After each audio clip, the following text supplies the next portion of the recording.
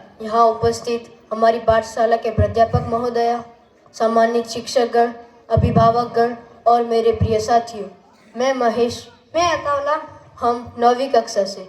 आज हम आपको भारतीय संविधान की कुछ जानकारी देंगे। जब हम संविधान शब्द सुनते हैं तो अक्सर हमारे मन में नियमों की एक भारी भरकम किताब की छवि आती है। लेकिन क्या कभी आपने सोचा है कि यदि यह किताब न होती तो आज हमारा जीवन कैसा होता? यह केवल एक कानूनी ग्रंथ नहीं है, बल्कि वह प्रतिज्ञा है जो हमने अपने आप से की थी जब हम सदियों की गुलामी की जंजीरों को तोड़कर बाहर आए थे। संविधान की कहानी 15 अगस्त 1947 से शुरू नहीं होती, बल्कि इसकी नींव तो दिसंबर 1946 में ही रख दी गई थी। सोचिए, उस समय का भारत कैसा था? विभाजन की त्रासदी, दंगे, गरीबी और सैकड़ों छोटी बड़ी रियासतें जो बिखरी हुई थी।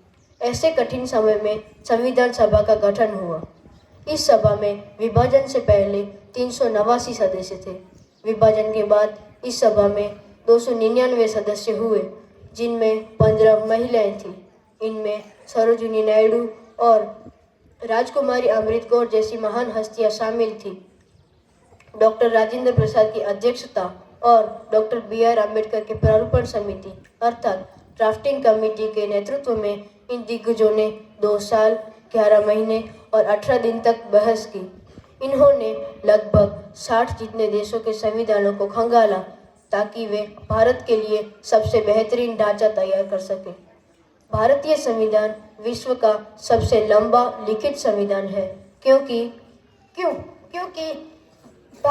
भारत देश इतना विशाल है कि इसे चंद पन्नों में नहीं समेटा जा सकता था। हमारे संविधान ने एक संघीय ढांचे अर्थात फेडरल स्ट्रक्चर को अपनाया, जहां केंद्र और राज्य मिलकर काम करते हैं। भाषा का उदाहरण लीजिए, हमारे संविधान ने किसी एक भाषा को नहीं चुना, बल्कि अनुच्छेद 343 के तहत हिंदी और अंग्रेजी को आधिकारिक कार्यों के लिए चुना और 8वीं अनुसूची में 22 प्रमुख भाषा को स्थान दिया। यह दर्शाता है कि हमारा संविधान हर क्षेत्र और हर संस्कृति का सम्मान करता है। हमारे संविधान का सबसे महत्वपूर्ण हिस्सा भाग 3 है, जिसमें दिए गए मौलिक अधिकार हमें एक नागरिक के रूप में शक्ति प्रदान करते हैं। जैसे पहला, समानता का अधिकार, जो राजा और रंग,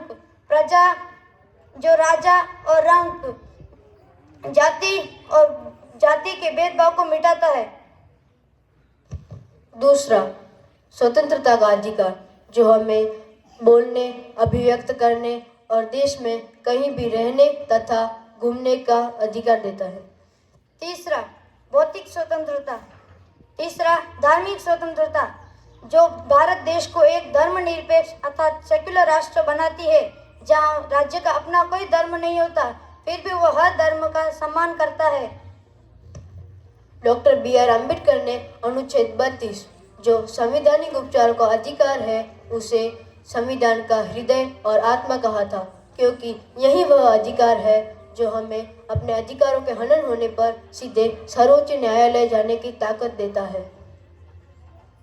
एक महान संविधान वह नहीं होता जो पत्थर की लकीर बन जाए, बल्कि वह होता है जो समय के साथ विकसित हो। हमारे संविधान में अब तक 100 से भी अधिक संशोधन हो चुके हैं, फिर चाहे वह पंचायती राज व्यवस्था को लागू करना हो या राइट टू एजुकेशन अर्थात शिक्षा के अधिकार को मौलिक अधिकार में शामिल करना हो। हमारा संविधान बदलती जरूरतों के साथ विकसित होता रहा है। लेकिन 1973 के केशवानंद भारती मामले में हमारे सर्वोच्च न्यायालय ने यह स्पष्ट कर दिया कि संसद संविधान में बदलाव तो कर सकती है, लेकिन इसके बुनियादी ढांचे अर्थात बेसिक स्ट्रक्चर को छू नहीं सकती। हमारे लोकतंत्र की नींव, न्यायपालिका की स्वतंत्रता और धर्मनिरपेक्षता हमेशा सुरक्षित रहेगी। आज जब हम 21वीं सदी में जी रहे हैं, तो हमारे सामने कई चुनौतियां हैं। साइबर सुरक्षा, जलवायु परिवर्तन, कृत्रिम बुद्धिमत्ता यानी AI आर्टिफिशियल इंटेलिजेंस। संविधान हमें इन नई चुनौतियों से लड़ने का नैतिक अधिकार देता है। याद रखिए, एक संविधान केवल उतना अच्छा होता है जितना उसे चलाने वाले लोग हो। अगर हम नागरिक के तौर पर अपने मौलिक कर्तव्यों को भूल जाते हैं तो अधिकारों का कोई मूल्य नहीं रहेगा। सार्वजनिक संपत्ति की रक्षा करना और वैज्ञानिक दृष्टिकोण रखना और भाईचारे को बढ़ावा देना भी हमारे संविधान का संवैधानिक धर्म है। अंत में मैं बस इतना ही कहना चाहूँगा कि हमारा संविधान हमें प्रजा से नागरिक बनाता है, ये हमें सिर उठाकर जीने का हक देता है। जब हम इसकी प्रस्तावना अर्थात प्रियम्बल पढ़ते हैं तो पहला शब्द होता है हम भारत के लोग। यह संविधान न तो संसद का है न न्यायालय का, यह आपका है, मेरा है, हम सबका है। तो आइए आज इस गणतंत्र दिवस के पावन अवसर पर हम यह संकल्प लें कि हम न केवल इसका सम्मान करेंगे बल्कि इसमें निहित न्याय, स्वतंत्रता और समानता के मूल्यों को अपने जीवन में भी उतारेंगे। जय हिंद, जय भारत।